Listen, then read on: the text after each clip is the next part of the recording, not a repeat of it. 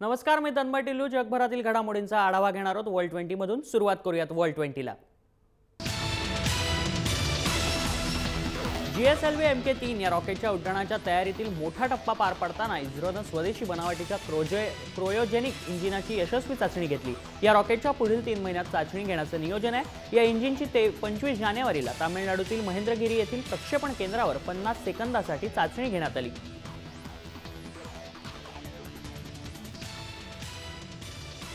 बांगलादेशात 1-2 नव्हे तर तब्बल 28 लग्न करणाऱ्या एका 45 वर्षीयाला पोलिसांनी अटक केली आहे. यासिन बायापारी असं या इसमाचं नाव असून पोलिसांनी त्याला 27व्या पत्नीच्या घरातून अटक केली आहे. 25व्या पत्नीनं यासिननं हुंड्यासाठी आपला छळ चालवत असल्याचा आरोप केल्यानंतर पोलिसांनी त्याला अटक केली.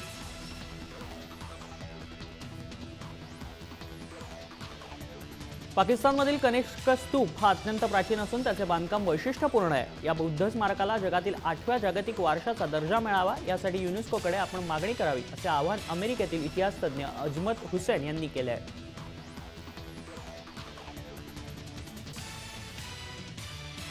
अनिश्चितता आणि अशांततेला बळी पडलेल्या निराधारांना अमेरिकेचे अध्यक्ष डोनाल्ड ट्रम्प यांनी अमेरिकेत प्रवेशबंदी घालू नये त्याचा हा निर्णय धक्कादायक आहे. या शब्दात शांततेचा नोबेल पुरस्कार विजेती मलाला युसुफजाई हिनं ट्रम्प यांच्या मुस्लिम शरणार्थींना अमेरिकेत प्रवेशबंदीच्या निर्णयाची निंदा केली आहे.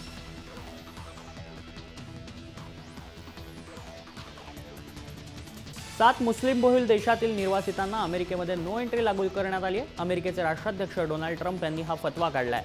शुक्रवारी या संबंधीचा एक नवा आदेश जारी करण्यात आला असून याद्वारे 7 मुस्लिम देशातील निर्वासितांना अमेरिकेत येण्यास बंदी घालण्यात आली आहे. यात सिरियासह आफ्रिका आणि मध्य पूर्व भागातील 6 देशांमधील निर्वासितांचा व्हिसा रद्द करण्यात आला आहे.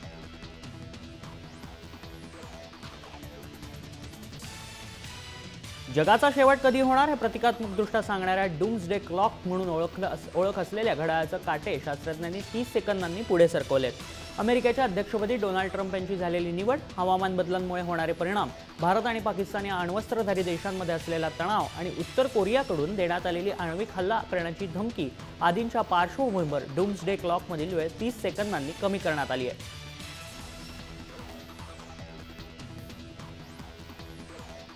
अमेरिकेचे नवनिर्वाचित राष्ट्राध्यक्ष डोनाल्ड ट्रम्प यांना तालिबाननं इशारा दिलाय. अफगाणिस्तानमधील इस्लामिक अमिरातने ट्रम्प यांच्यासाठी लिहिलेलं पत्र माध्यमांकडे सोपवण्यात आलंय.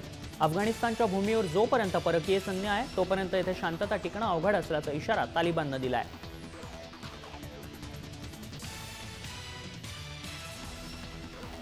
मुख्य प्रवाहातील प्रसारमाध्यमे अमेरिकेतील नव्या ट्रम्प प्रशासनाच्या विरोधात असल्याचा आरोप करत सर्व प्रसारमाध्यमांनी आता आपली तोंड बंद ठेवावीत अशा तिखट शब्दात अमेरिकेचे अध्यक्ष डोनाल्ड ट्रम्प यांच्या वरिष्ठ सल्लागारानं प्रसारमाध्यमांवर तोंडसूक घेतलाय. ट्रम्प यांची अध्यक्षपदी निवड झाल्यापासून अमेरिकेतील मुख्य प्रवाहातील प्रसारमाध्यमे, पत्रकार आणि ट्रम्प यांच्यात शाब्दिक सामना रंगला असून अद्यापही तो सुरूच असल्याचं समोर येत आहे.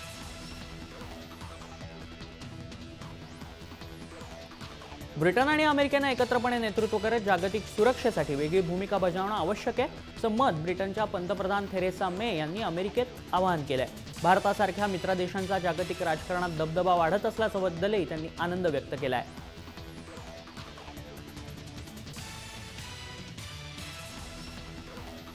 निवडणूक प्रचारादरम्यान दिलेल्या आश्वासनांची पूर्तता करण्याचं काम अमेरिकेचे राष्ट्राध्यक्ष डोनाल्ड ट्रम्प यांनी सुरू केलं असून त्यांनी मेक्सिको अमेरिका सीमेवर भिंत उभारण्याच्या अध्यादेशाला मंजुरी दिली आहे. तर दुसरीकडे मेक्सिकोचे अध्यक्ष एनरिक नीटो यांनी या निर्णयाला विरोध करत भिंत उभारणीसाठीचा निधी देणार नसल्याचं म्हटलंय.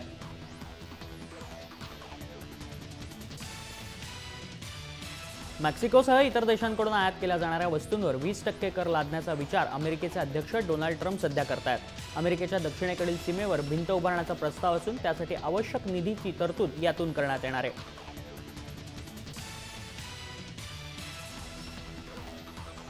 ट्रम्प अजूनही असुरक्षित अँड्रॉइड फोन वापरत असल्याची धक्कादायक माहिती न्यूयॉर्क टाइम्सनं दिली आहे. ट्रम्प यांच्यात सहकाऱ्यांनी हा फोन वापरण्यास त्यांना विरोध केला होता, मात्र त्यांच्या विरोधाला न जुमानता ट्रम्प आजही हाच फोन वापरतात.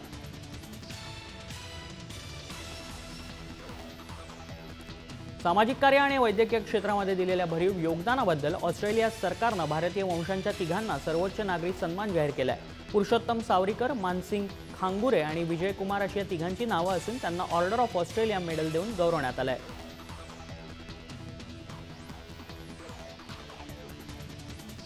अमेरिकेच्या एका शाळेतील 2 अल्पवयीन मुलांना अटक करण्यात आली आहे. स्वतःच्या शाळेत गोळीबार करण्याचा कट रचल्याचा आरोप त्यांच्यावर आहे. फ्लोरिडामधून त्यांच्या राहत्या घरातून त्यांना अटक करण्यात आली.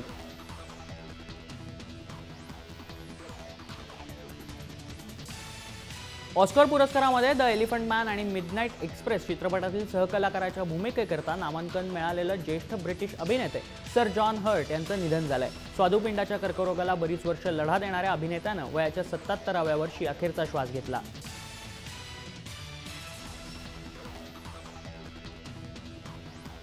युयांग शहरात फटाक्यांच्या दुकानाचा स्फोट झाला. यात 6 जणांचा मृत्यू झालाय. हुनान राज्यात हे शहर आहे. धुरामुळे गुदमरून मृत्यू झाल्याचं पोलिसांनी सांगितलंय.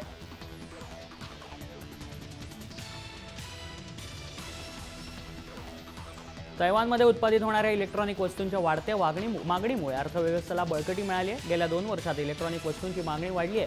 सप्टेंबर ते डिसेंबर दरम्यान याच्या मागणीत वाढ होते असं समोर आलंय.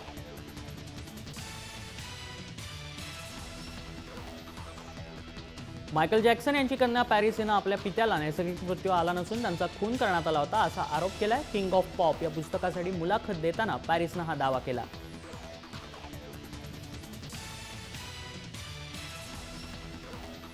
कट्टरवादी तालिबानी राजवटीत अफगाणिस्तानातील महिलांवर तसंच एकूणच कला व सांस्कृतिक कार्यक्रमांवर अनेक प्रकारची बंधनं आली आहेत. आता ही राजवट गेल्यानंतर तेथील महिला कलाकार मोकळा श्वास घेऊ लागल्यात. तेथील काही तरुणींनी एक ऑर्केस्ट्राही बनवला असून जगभर त्याचे कार्यक्रम सुरू आहेत. तसंच या कार्यक्रमांना विविध देशातून मागणी आहे. या ऑर्केस्ट्राचं नाव जोहरा असं ठेवण्यात आलंय.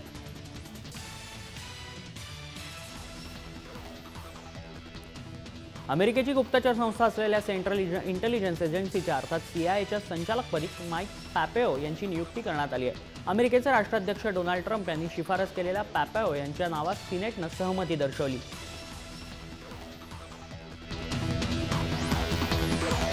वर्ल्ड 20 मध्ये वेळ झाली इथेच थांबण्याची. ताज्या अपडेट्ससाठी तुम्ही बघत राहा जय महाराष्ट्र.